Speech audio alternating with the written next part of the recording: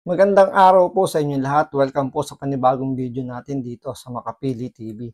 Ngayon ito, pag-usapan lang natin itong nangyaring yung video ni Mariel kung saan nagkaroon siya ng glutadrip sa loob ng opisina ni Senator Robin Padilla. So maraming bumatikos sa kanya rito. Kay Robin Padilla rin, marami rin bumatikos kasi bakit daw niya pinayagan si Mariel na gawin yun sa loob ng opisina.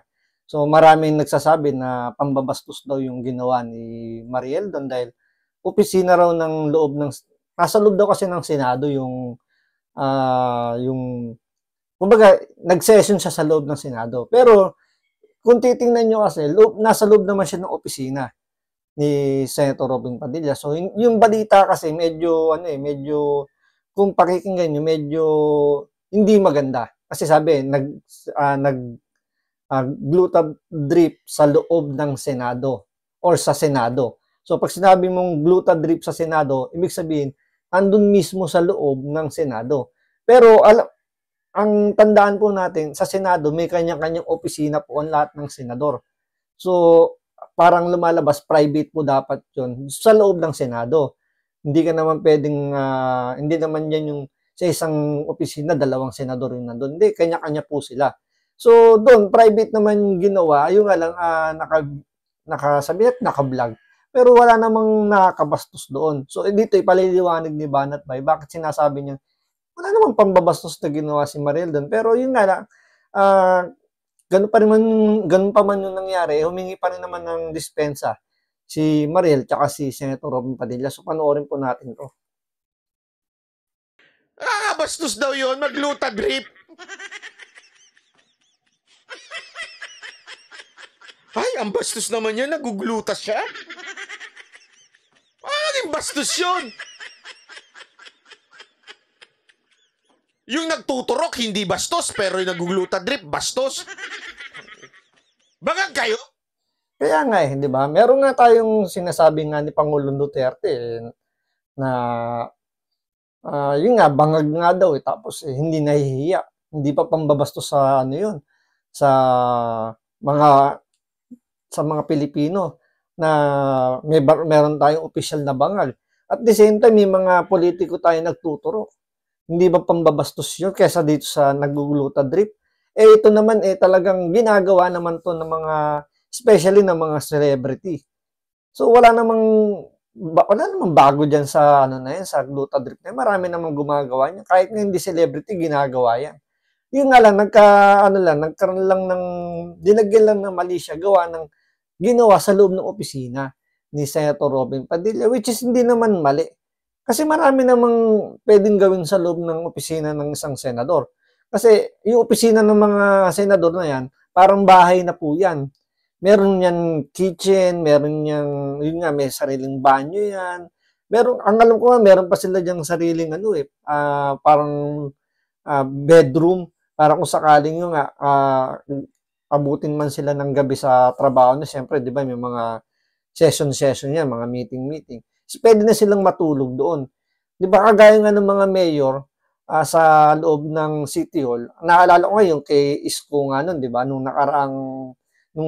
may pandemic, halos doon na nga siya tumira sa City Hall. So meron siyang tulugan doon. So dito rin sa Senado, yung iba meron din ganyan. So kung private naman, parang hindi naman private sabihin natin, public pa rin yan. I mean, private pa rin naman yan. Pero nasa loob naman ng opisina eh. Di ba? Wala namang sigurong mali ito. Halimbawa, kakain mag-asawa, nagbitbit ng pagkain, doon kayo kakain sa loob ng opisina. So, wala namang mali doon. So, kahit naman mag-glutadrip ka doon, kung di naman naaabala yung trabaho ng senador, so wala naman tayong nakikitang mali doon. Si Elaine Fulencio. I'm here in the Senate now, pero dahil iba tayo, ibahin. Look at what I'm doing. Drip anywhere. Ito ang viral video ngayon sa social media kung saan ipinakita ni TV host actress Mariel Padilla ang kanyang gluta o glutathione drip session sa loob ng Senado. Nag-post din siya na nakaturok sa kanyang gluta habang nasa loob ng opisina kasamang kanyang asawang si Senator Robin Padilla nitong Miyerkules. Alam nyo, ito Una, okay? Paano mo masasabing mali o masama o hindi maganda? Una, asawa naman niya talaga yan. Isipin mo ibang babae yan. Masama yun. Nagtuturukan sila sa loob ng ano. Di ba? Asawa naman niya yan. Pangalawa, wala namang illegal sa paggaganyan. Di ba? Pangatlo, pera ba ng taong bayan yan? I don't think. May laki-laki ng kinikita ni Mariel. Di ba? Correct. Tama naman yung punto ni Banat Bay. Hindi naman pera ng taong bayan yung ginamit diyan ni Mariel. Hindi naman siya diyan hindi naman illegal yung pagtuturok ng gluta. Yun nga, hindi naman nakakaabala si Mariel dahil hindi naman niya inaabala si Senator Robin Padilla. Tsaka may nakalimutan si Banat Bay, nasa loob naman ng opisina yan. So, wala naman siya sa plenary hall, wala naman siya sa session hall, wala siya dun sa kusang ginaganap yung mga executive session. So, hindi siya nakakaabala doon. So, wala namang, di ba, wala naman tayong nakikitang mali doon. Kahit na tumanggap nga ng bisita niya, halimbawa, tumanggap ng bisita si Robin Padilla, kamag-anak niya. Ibig sabihin, bawal na yun dahil sabihin, nakakabastos yun dahil tumatanggap siya ng bisitang pamilya niya, pinapapunta niya, binibisita siya. Diba parang masyadong OA lang masyado yung balitang to, na pinalalaki lang. Mostly ang gumagawa lang naman yan, yung mga trolls, yung mga basher, yung naman natin dito sa Pilipinas, napaka-toxic ng mga troll, ng mga talagang basher. Sobrang toxic ng mga yan na nakakitaan ka lang ng konting butas na pwede nilang gamiting issue. Talagang gagamitin nila yan. Talagang gagatasan nila yung issue na yan para for the views. Kung nga naman, kasi kung titingnan nyo ng, kung medyo mababaw kayo na mag-isip, doon pa lang sa title na nagluta drip sa Senado, medyo talagang pipitik na yung ugat mo sa ulo eh. Siyempre, parang lumalabas na inaabuso ni Robin Padilla yung kanyang posisyon bilang senador. Doon na ginagawa yung mga session na ganyan. Dahil lang nasa isip lang naman ng taong bayan, mga Pilipino, na ang Senado kailangan, kumbaga parang magtrabaho para sa publiko. So, hindi nila nakikita na hindi naman nakasagabal sa trabaho ni Robin Padilla yung ginawa ni Mariel. Pero yun nga, dahil nga sa toxic ng mga vloggers, ng mga netizen, ginagawa ng issue para lang masira rito si Robin Padilla. Sa pagbebenta pa lang niya, sa pagiging artista niya. It's something ganito eh. Parang ganito. Normal ba yan na nag-gluta drip siya?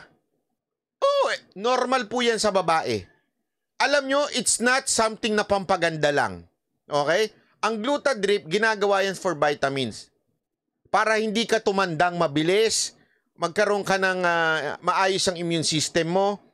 Kaya sabi ko nga sa iyo, hindi lang Mocha guys gumagawa niyan.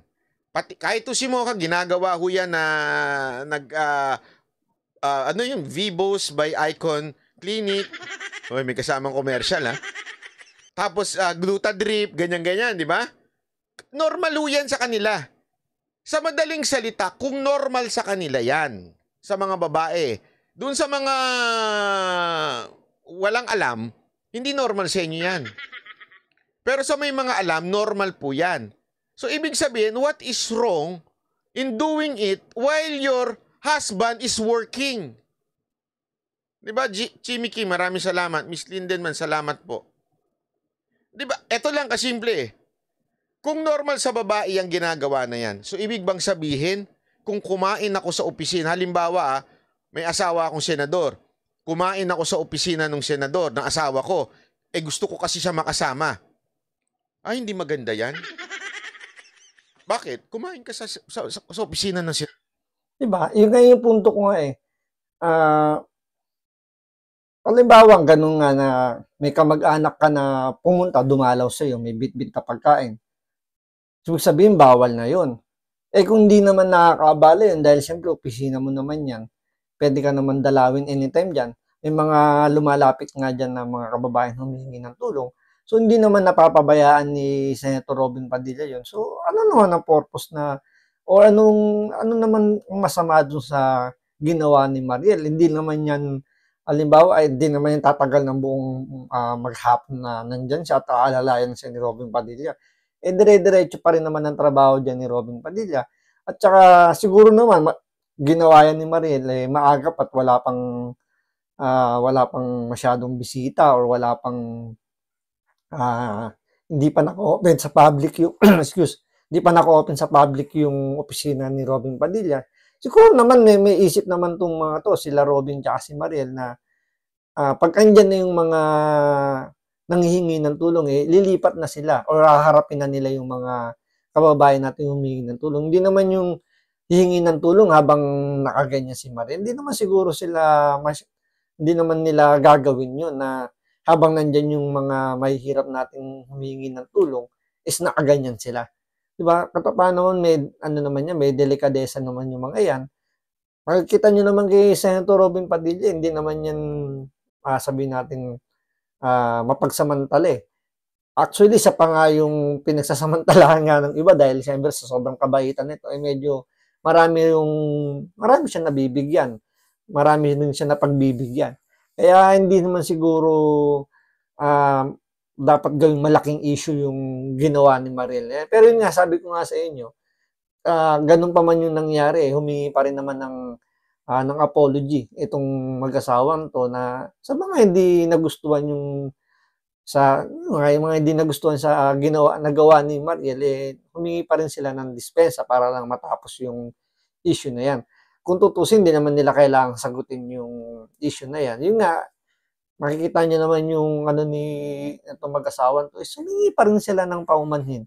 Kahit na alam naman nila na wala naman silang ginawang mali. Di ba? Senador?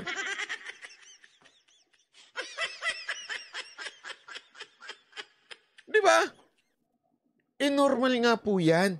Hindi, alam mo, yung mga tatanga-tangang walang alam sa ganyan, masasabi mong hindi normal yan. Pero normal po yan. Hindi naman pera ng taong bayan yan. Ito nga ang maganda dyan eh. Hindi nyo ba nakikitang maganda? Isipin mo napaka-supportive ng asawa. Na andun, sinasamahan yung asawa na nagtatrabaho sa loob ng Senate. Anong gusto ninyo? Sa labas pa sila? Isa pang punto yun. Di ba? Buti nga dyan na lang ginawa, at least hindi na late si Senator Robin Padilla. Sinasamahan siya ni Mariel, sinusuportahan siya para hindi nga makabala yung trabaho ni Robin Padilla. Kasi kung tutusin, pwede naman sila magpalit dyan. Doon na lang sa bahay. Kasi senador naman siya, pwede naman siya mag-extend ng oras. Kumbaga parang i-carry over na lang niya yung oras na ililate niya. Pero yun nga, dahil nga responsable rito si Robin Padilla, pumapasok siya sa opisina niya kung ano talaga yung naka-assign na oras. So, same thing naman kay Mariel, pwede naman ito magmaldita kung tutuusin. Sabihin niya lang na, senador ka naman eh. Pwede ka naman magpalit dyan. Hawak mo naman yung oras mo, mag-extend ka na susunod sa mamayang gabi, parang i-carry over mo na lang. Diba? Pero, dahil nga dito sa ni Robin Padilla, dyan na lang ginawa para at least makapasok siya pa rin siya on time. Kaya nga itong mga basher na to, masyado lang toxic kung ginagawa nilang to. Binalalaki lang nila yung issue na yan. Siyempre, alam niyo naman, kapag meron naman talagang galit kay Robin Padilla, marami naman mga galit dyan na sabi natin, hindi siya gusto. Hindi naman sabi natin galit. Siguro hindi siya gusto maging senador dahil nga ang thinking kasi nating mga Pilipino, marami sa mga Pilipino ang pag-iisip kailangan ng public official more on talagang kailangan magtrabaho lang na magtrabaho. Pero nangyayari kasi parang sinisingle out nandito si Robin Padilla. Bakit sa tingin nyo ba si Robin Padilla lang or silang dalawang mag-asawa lang gumagawa ng ganyan? Sigurado tayo maraming mga public official na gumagawa ng ganyan. Hindi lang binabanatan dahil kumbaga parang wala namang bilang sa social media. Dahil nga celebrity naman itong dalawang to. Kaya binabanatan. lalo na si Mariel, siyempre meron yung platform sa social media. Yun nga, hindi naman natin mapiplease lahat ng tao. Talagang meron talagang mambabash diyan.